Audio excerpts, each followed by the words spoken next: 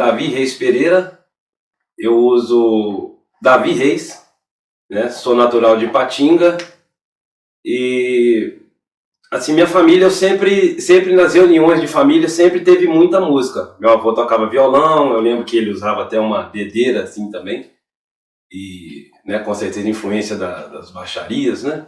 Mas e a família sempre tinha aquele encontro mesmo, todo mundo, irmãos da minha mãe, né, cantavam, tocavam, então eu sempre via aquelas reuniões musicais ali, mas não de tradicionalmente assim, não. Eu comecei a tocar com 12 anos de idade, né? Comecei a fazer aula de violão. Antes de fazer aula no primeiro já tinha me ensinado também umas 2, 3 músicas no violão. E o meu instrumento de frente é o cavaquinho. Eu toco também banjo, violão, um pouquinho de violão de 7 cordas. E é isso.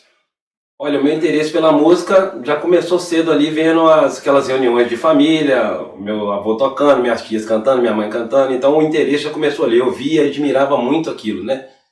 E agora, eu decidi mesmo, né, que eu queria ser músico mesmo, assim, a partir daquelas, depois que você começa a fazer as aulas de violão, começa a aperfeiçoar um pouco mais e tudo, então aquilo ali foi me dando uma coragem. Eu tocava às vezes para alguns amigos na escola, alguma coisa assim, e as pessoas gostavam, né, então aquilo ali foi me dando um interesse maior para seguir a carreira de músico mesmo.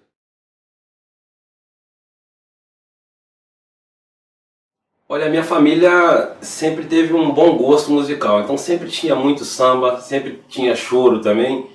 E na minha família tinha um pai de um tio meu que chamava Senhor Arthur. O Senhor Arthur tocava cavaquinho e tocava choro também e tudo. E ele sempre estava nas reuniões lá de família. Então eu vi aquele instrumento pequenininho, aquele violãozinho pequeno, né? Então eu achava interessante. E uma vez ele deixou, no intervalo lá do som deles, ele deixou o cavaquinho em cima da mesa, né? E eles deram um tempo lá e naquele dia ali eu peguei o instrumento, porque achei que eram as 4 cordas de baixo de violão e realmente ele tocava na afinação de violão. Naquele mesmo dia eu malhei um pouquinho e toquei umas 3, 4 músicas já com o pessoal da família no cavaquinho. De lá pra cá eu nunca mais larguei o cavaquinho.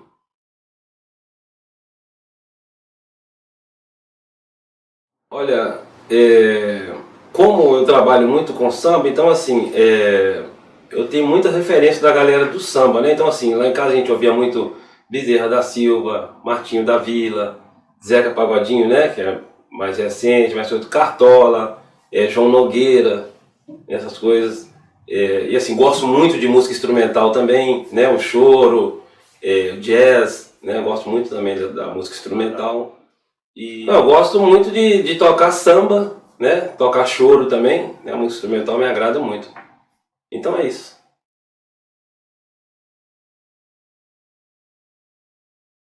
Olha, eu já tinha gravado uma vez com um grupo de Valadares que eu tocava, lá na Companhia dos Técnicos e Estúdios, que é a antiga RCA Victor, com o produtor Biravaí. Aí nessa época eu lembro que o Biravaí gostou, elogiou o trabalho e tudo, e isso me deu um pouco de coragem. Eu vivi um pouco daquilo do Rio. Eu falei, cara, eu acho que eu preciso de estar mais perto aqui, né? Porque o samba é muito vivo aqui, né? Muito forte.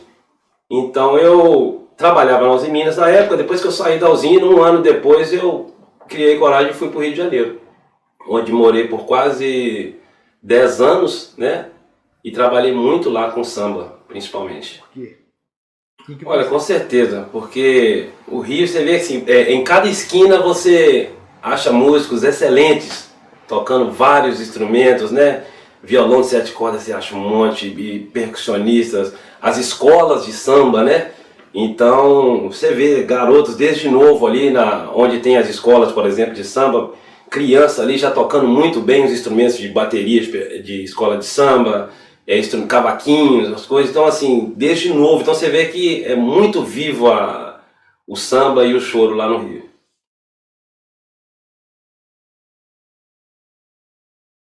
Olha, o primeiro grupo que eu toquei chamava Agita Samba. É aquele grupo de bairro ali, né? Os amigos a gente reunia para tocar assim no prédio lá, uns dos outros, e aí nos conhecemos, Bruno Bragança também, um outro grande amigo também, e a gente montou aquele grupo de bairro ali, um grupo de pagode e tudo. Aí Agita Samba, depois toquei no Pagode do Bom Jardim, depois toquei no grupo Toque de Arte, depois fui pro Raízes do Samba, fiquei um tempo no Raízes do Samba. E Pagodaço de Valadares, foi o grupo que eu fui gravar lá no Rio também. E Casa de Bamba, né, que foi um grupo bacana que nós tivemos, um quarteto, né, me lembro agora. Boleiros do Samba, participei. Então, no Rio de Janeiro eu tive a felicidade de acompanhar vários artistas aí renomados e tocar em muitas casas de show também conceituadas, né? Então, assim, eu tive a felicidade de acompanhar Sandra de Sá, Zeca Pagodinho, Xande de Pilares, Marcelinho Moreira, Ronaldinho, ex-fundo de quintal, gravei o CD dele, toquei na banda dele durante um tempo. Maria Rita, né? Dentre outros que talvez eu não esteja lembrando agora. E tive a felicidade também de tocar em casas de shows conceituadas também, né? Como Circo Voador, Lá para 40 Graus, Carioca da Gema, Rio Cenário, etc.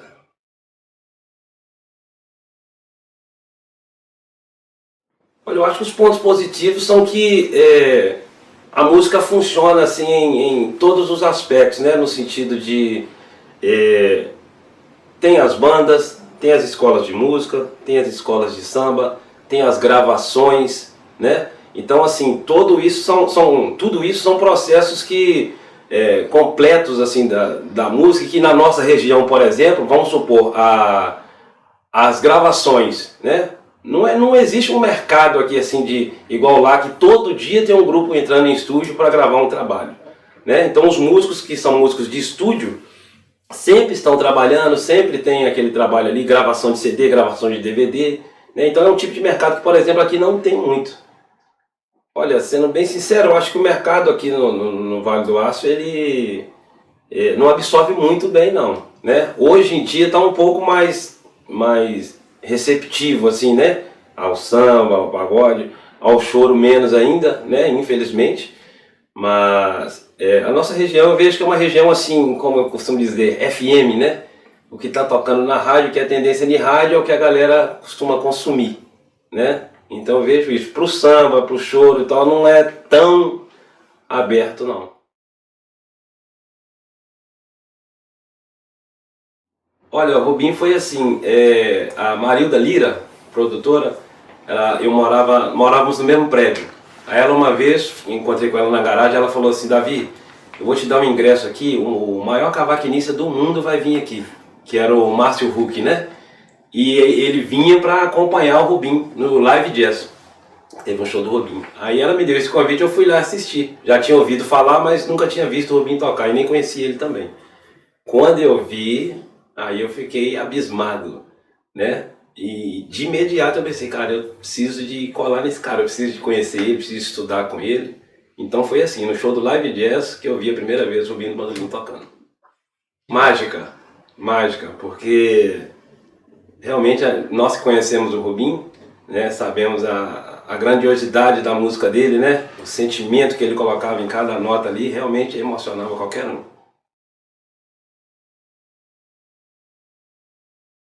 Sim, como eu disse, né, quando eu vi ele nesse show do Live Jazz, eu disse, eu preciso de estar perto desse cara. Aí eu entrei em contato, né, peguei o telefone dele e na época era quando toda segunda-feira ele ia em Patinga, dar aula em Patinga toda segunda, num chevetinho azul. Não lembro que chevette era aquele, se era dele, se era da irmã dele.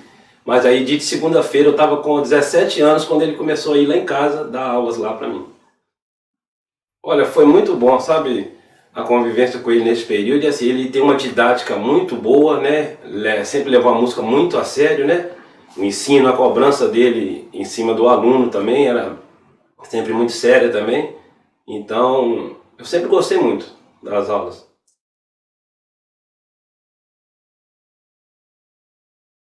Totalmente. O Rubinho do Bandolim é a maior influência musical que eu tenho. O sentimento, né? O sentimento que ele passava, de como ele tocava, a técnica que ele tinha, né? E realmente essa questão do sentimento, ele tocava assim, como eles brincam assim também, né? Não, ele só escolhia as melhores notas, né? Então, era isso que me fascinava mesmo, tocava no coração.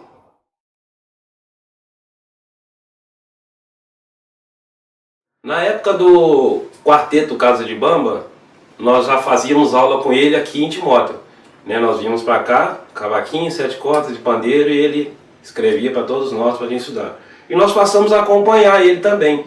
Então teve um período que ele se inscreveu no projeto Choro Novo em BH, e a música passou, né? Então nós tocamos com ele nesse festival, que foi muito gratificante também. A música entrou para o CD do festival e foi muito bacana. E no Rio de Janeiro também teve outros projetos que nós fizemos. No Rio de Janeiro nós fizemos 2. Fizemos uma gravação de 4 músicas instrumental lá na Lagoa, né, que foi muito bacana também, porque no processo de ensaio dessa gravação lá no Rio, a gente ensaiou lá na Fundição Progresso, e onde a gente estava ensaiando tinha um grafite de Pixinguinha de todo tamanho assim atrás, e ele ficou sentado ali tocando aquele bandolim. Foi uma tarde maravilhosa, né, para essa gravação. E teve uma outra gravação de samba também do meu projeto, que ele foi lá, gravou 7 cordas, gravou bandolim, né, e foi muito bacana. Os músicos de lá também ficaram impressionados com ele também, gostaram demais. Então foi momentos muito bacanas.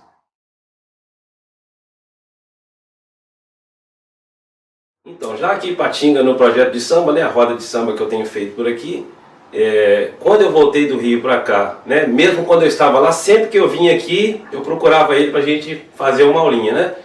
E quando eu voltei para cá, eu continuei os estudos com ele e conversei com ele para a gente tentar fazer um projeto e para a gente tocar um pouco. E ele aceitou. Então a gente começou a fazer, ele tocando 7 cordas, eu de cavaquinho, a harmonia era só cavaquinho e violão de 7. Mas era muito bacana porque eu tocava as músicas, né? Que algumas delas ele não conhecia, mas assim, aquela preocupação de tocar certo, de tocar o que está acontecendo. Olhava aqui o braço de violão, então assim, mesmo sem ensaiar, que a gente não ensaiava esse projeto. Mas assim, estava tudo fiel ali por esse amor pela música, né? Essa dedicação de preocupar em tocar certo. Foram uns 2 anos, por aí. Uns 2 anos.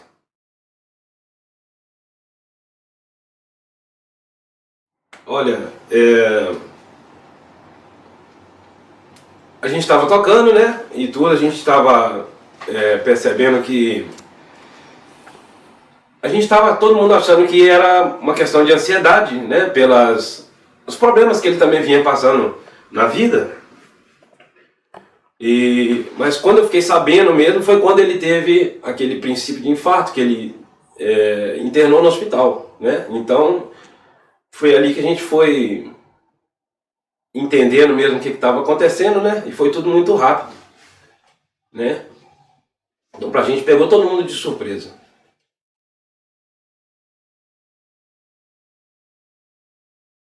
Eu tive lá na casa da irmã dele, em Fabriciano, né? Que ele ficou durante um tempo. Aí ele me recebeu lá e a gente bateu um papo lá, bacana. Passamos momentos juntos lá.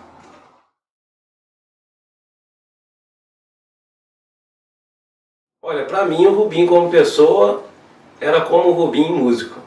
Uma excelente pessoa, um cara maravilhoso, que eu lembro quando a gente ia tocar, eu buscava ele na casa dele e a gente ia pros shows, né? E eu voltava também e deixava ele. Então assim, aqueles encontros eram aulas. Os bate-papo, ele me apresentava a música, eu apresentava a música pra ele. Então é isso. O amor dele pela música. O Rubinho, na minha opinião, ele era música pura. O Rubinho era um gênio, um mestre.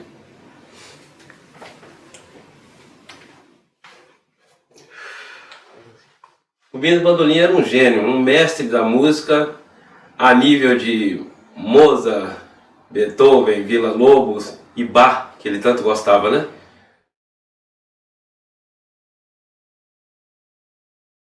Rubinho, muito obrigado por tudo, meu irmão, por todos os ensinamentos, por toda a aula, por tudo na música e na vida que você me ensinou. Amo você, meu irmão.